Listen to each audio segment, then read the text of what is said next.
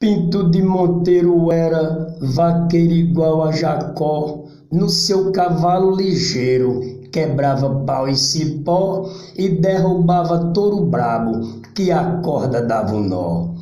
Quando Pinto de Monteiro era polícia e presidente, foi cantar no estrangeiro, por dinheiro, com repente, mas quando voltou para o Brasil, numa queda quebrou os dentes.